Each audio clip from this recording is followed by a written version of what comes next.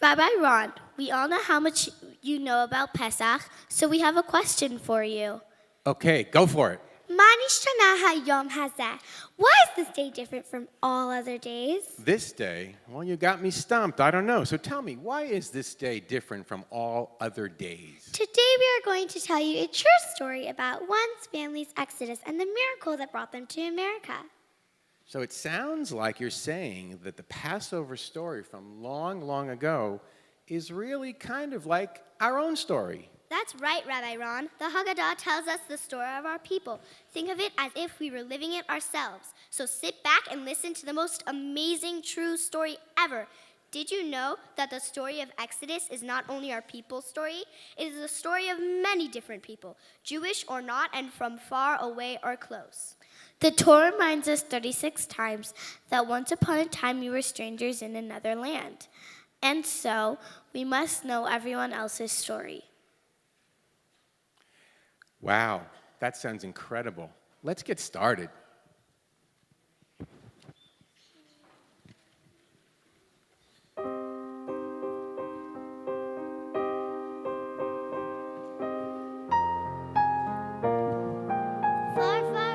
Continent of Asia, in a country named Vietnam, there lived a boy named Tran. Tran loved his family.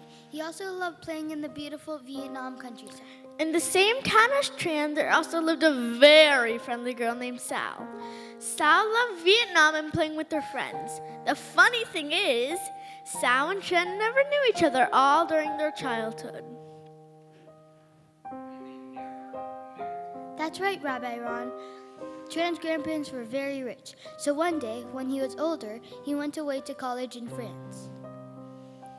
Sal's family, on the other hand, was very poor, and after middle school, she had to go to work at a sewing factory to help her parents survive. Just like we would light the candles on Pesach and Shabbat, Sal and her family would gather together to give thanks that one day she and her family would have a better life.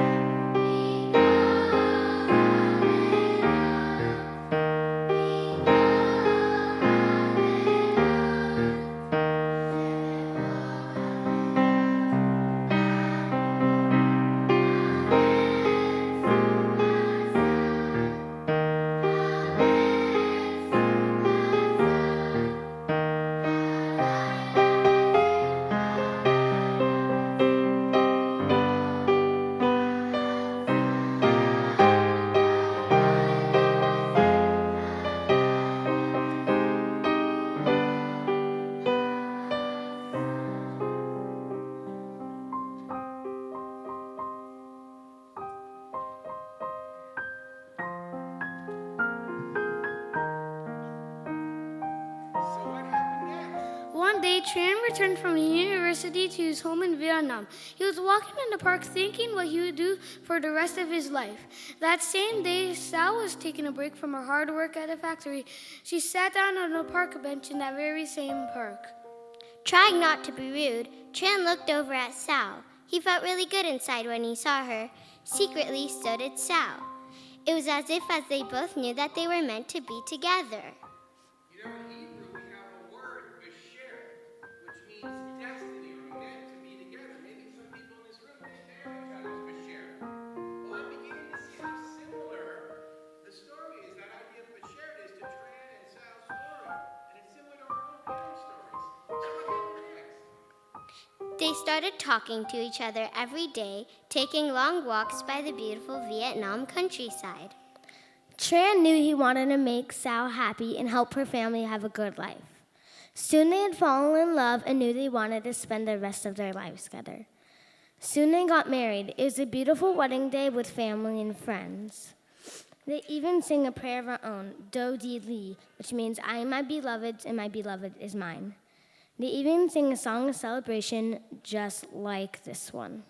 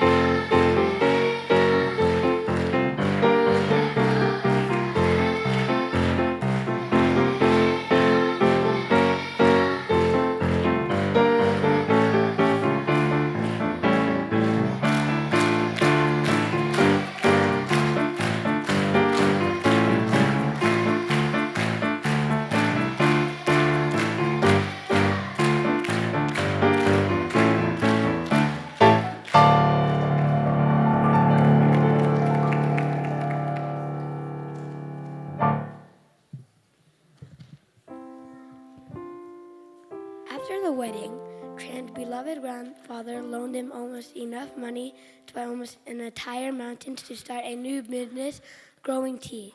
Tran did so well growing and selling his tea, he made a lot of money.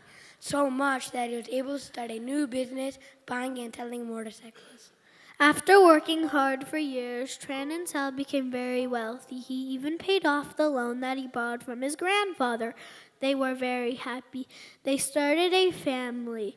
They had 4 sons named Philip, Johnny, Charlie, Raymond, and a little girl named Leanne. Leanne loved to sing songs to her brothers, just like this one that we sing on Pesach.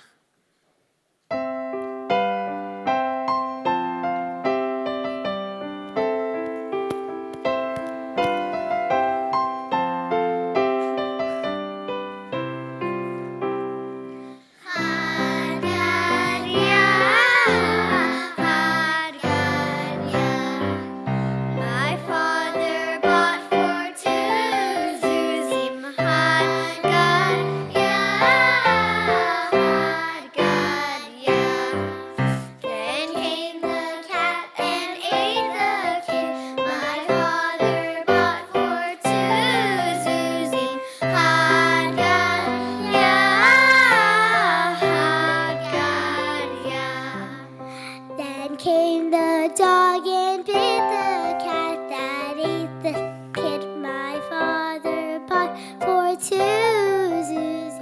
Haggadah, Haggadah. Then came the stick and beat the dog that bit the cat that ate the kid my father bought for 2 Susie.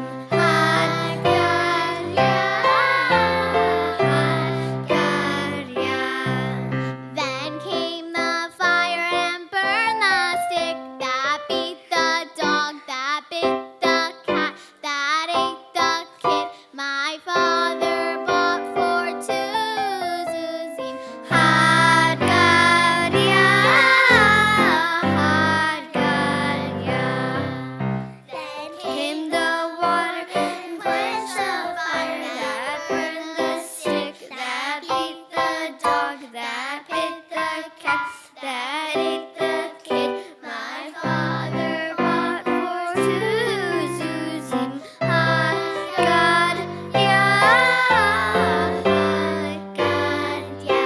Haggadah. Then came the ox that drank the water that quenched the fire that burned the stick that beat the dog that bit the cat that ate the kid my father bought for 2 Susie. Haggadah, Haggadah.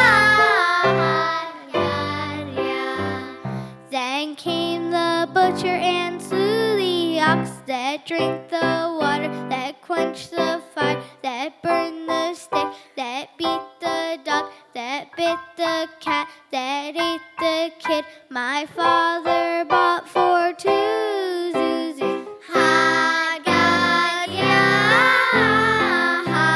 Haggadah.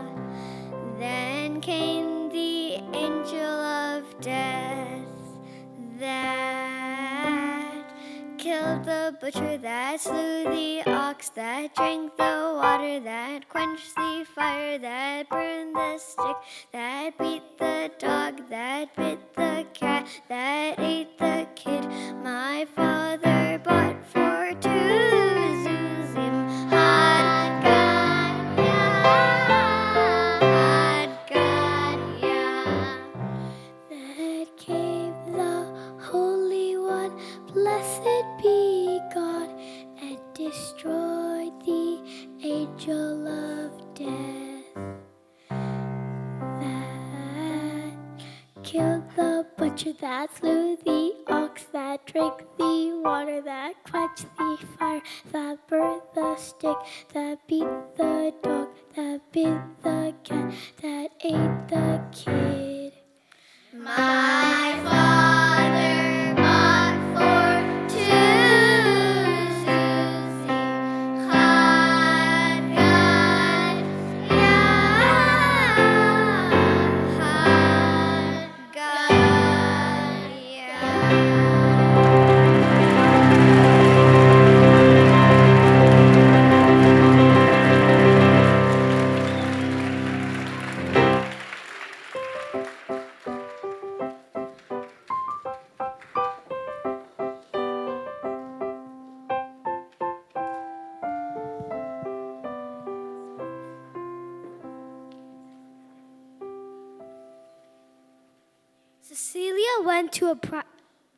Leanne went to a private Catholic school for girls. The 4 brothers went to a private Catholic school for boys. The 5 children were very close.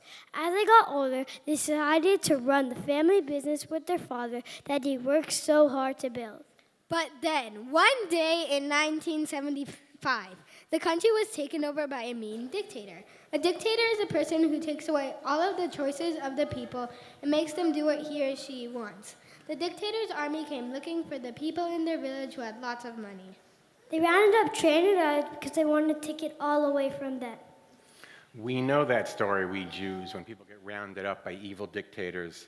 That reminds me of when our people were rounded up by a mean dictator not that long ago, just because they were Jews. They threw Tran and others into jail and took away everything they owned, including Tran's motorcycle business and the mountain where he grew tea. He was left with nothing. Sal was so sad. She knew she had to be strong for her children, and she was. She made sure they always had something to eat and slept in a warm bed. She kept hope alive that one day the mean dictator and his army would let her husband Tran go free.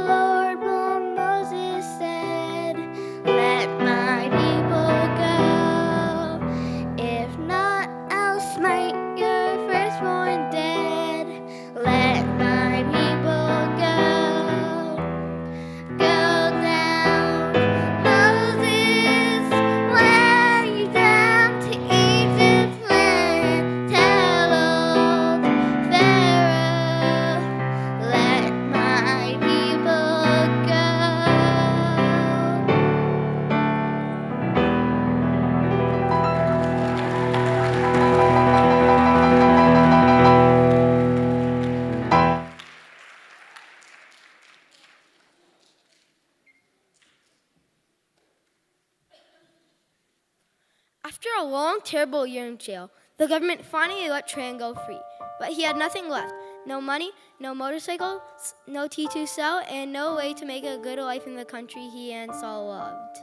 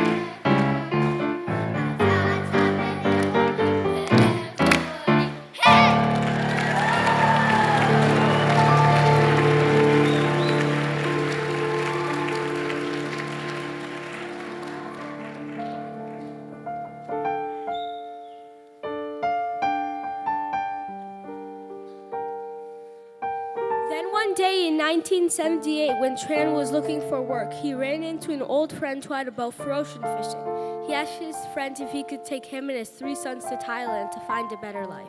This was dangerous because it was illegal to leave your home in Vietnam. Together with 3 of his sons in the dark of the night, they left for Thailand.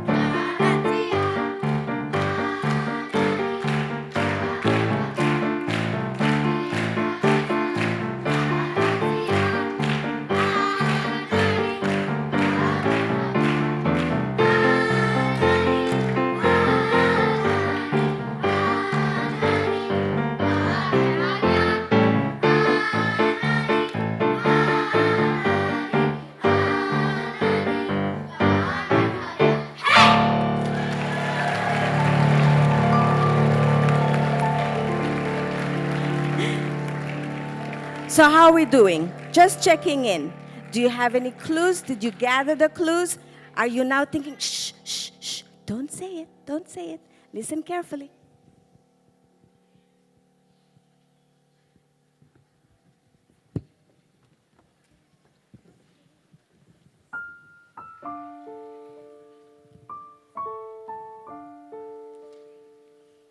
Meanwhile, Leanne and her younger brother Johnny stayed at home in Vietnam. It was very dangerous to travel in a boat to Thailand at that time.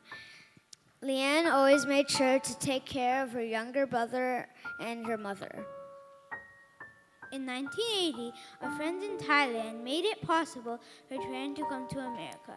He worked so hard for 10 years, knowing his family was waiting in Thailand and Vietnam. Finally, Tran was able to arrange for his family, his wife, Sal, his children, Johnny and Leanne, to come to America and live in freedom. Just like we sing in Eliyahu Hanavi, Trin and Saw sang songs of freedom and redemption, happy that their dreams were finally coming true.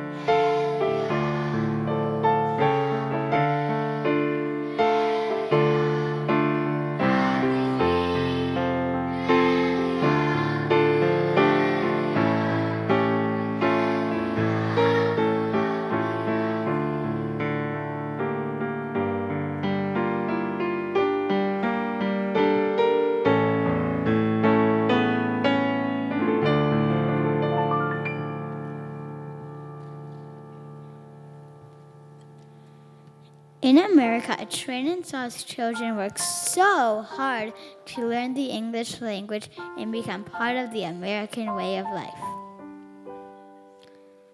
They were good, honest people. They understood, just like their parents, Tran and Sal, what it meant to work hard and appreciate freedom.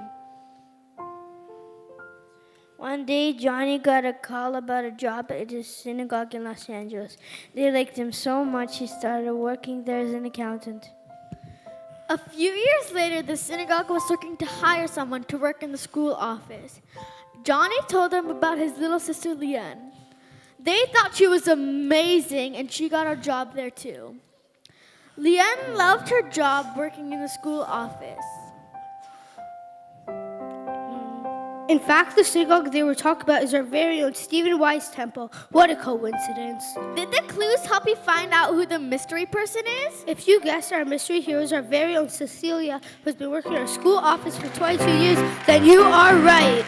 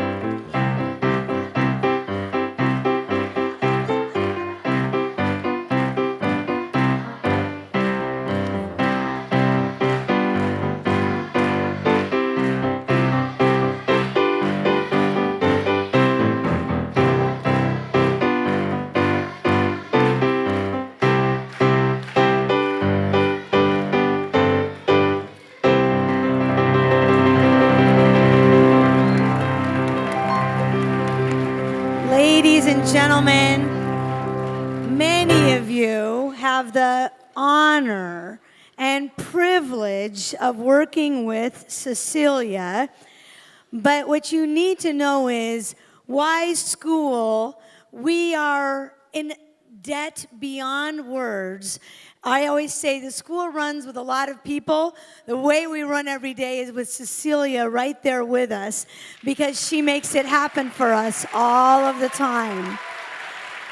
Cecilia's story and her family's Exodus story so parallels many of our stories. Our families came from places all over the world. They came from challenging lives. They risked things. This story is a story over time, a story of people who faced great challenge and overcame them. And we're all lucky and blessed that we're here with Cecilia. Did you have anything else that you wanted to add? Actually, Cecilia had a chance to sit with us and tell us the story as well as to the kids, but Cecilia wanted to say something. Yeah, thank you for making my story to your story. And we love you, Cecilia. We love you. This is videotaped, so her family is going to watch it.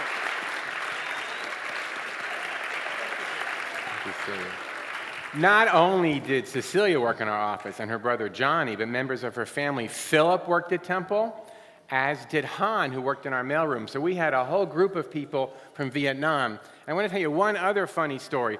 Have you ever been to a Vietnamese restaurant in Israel? Well, I was walking through the streets of Tel Aviv, and I looked up, and right in front of me there was a Vietnamese restaurant in Israel. And I said, this is too good to be true. So I walked in, and guess what language I had to speak to the Vietnamese person who was waiting on me at the restaurant? Hebrew. So there, wait a minute, Hebrew with a Vietnamese accent. Who's ever heard of such a thing? But there it was. And you know how so many Vietnamese got to Israel? Because Israel stands for the story of the Jewish people. And Israel, the people of Israel, know that our story of going from oppression to freedom, that our story of nations opening up their arms to receive us, was what allowed us to survive. In fact, we're in this country because this country opened up its arms to receive us. So when those Vietnamese refugees were leaving Vietnamese in boats that could barely contain them, in boats that really weren't meant to go long distances, Israel opened up its arms and accepted a lot of Vietnamese people. And that's why there are Vietnamese restaurants and Vietnamese accountants and Vietnamese doctors and Vietnamese of all stripes in Israel today, because of that story and because Israel lives that story. So to end, and this is why we tell our story. We tell our story to remind us of our responsibilities to the world, the people of the world, people who are oppressed, people who are yearning to go free.